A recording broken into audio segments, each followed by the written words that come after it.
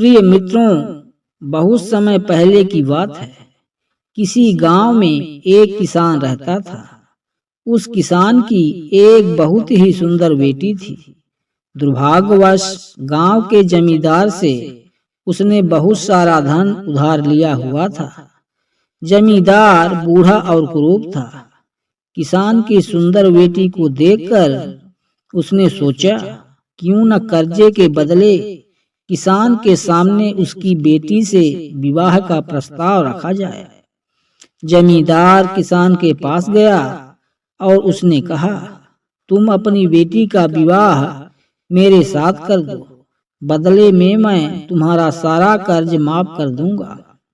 जमींदार की बात सुनकर किसान और किसान की बेटी के होश उड़ गए।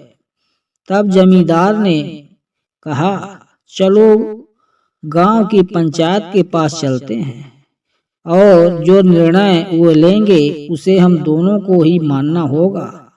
वो सब मिलकर पंचायत के पास गए और उन्हें सब कह सुनाया। उनकी बात सुनकर पंचायत ने थोड़ा सोच विचार किया और कहा, ये मामला बड़ा उलझा हुआ है, अतः हम इसका फैसला किस्मत पर छोड़ते हैं। जमींदार सामने पड़े सफेद और काले पत्थरों के ढेर से एक काला और एक सफेद पत्थर उठाकर एक थैले में रख देगा। फिर लड़की बिना देखे उस थैले से एक पत्थर उठाएगी और उस आधार पर उसके पास 3 विकल्प होंगे। पहला विकल्प, अगर वो काला पत्थर उठाती है तो उसे जमींदार से शादी करनी पड़ेगी और उसके पिता का कर्ज माफ कर दिया जाएगा। दूसरा विकल्प, अगर वो सफेद पत्थर उठाती है तो उसे जमींदार से शादी नहीं करनी पड़ेगी और उसके पिता का कर्ज भी माफ कर दिया जाएगा। तीसरा विकल्प, अगर लड़की पत्थर उठाने से मना करती है तो उसके पिता को जेल भेज दिया जाएगा। पंचायत के आदेशानुसार जमींदार झुका और उसने 2 पत्थर उठा लिए। जब वह पत्थर उठा रहा था तो तेज आंखों वाली किसान की बेटी ने देखा कि उस जमींदार ने दोनों काले पत्थर ही उठाए हैं और उन्हें थैले में डाल दिया है। लड़की इस स्थिति से घबराए बिना सोचने लगी कि वो क्या कर सकती है। उसे 3 रास्ते नजर आए। पहला रास्ता, वह पत्थर उठाने से मना कर दे और अपने पिता को जेल जाने दे। दूसरा रास्ता, सबको बता दे कि जमींदार दोनों काले पत्थर उठाकर सबको धोखा दे रहा है।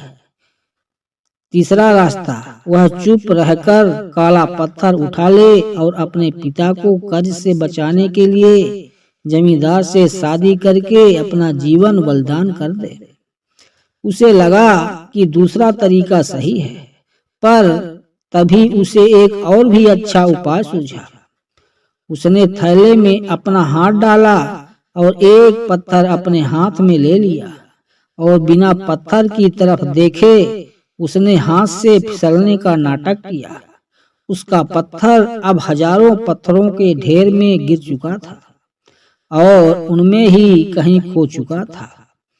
लड़की ने कहा, हे भगवान, मैं कितनी फूहड़ हूँ, लेकिन कोई बात नहीं।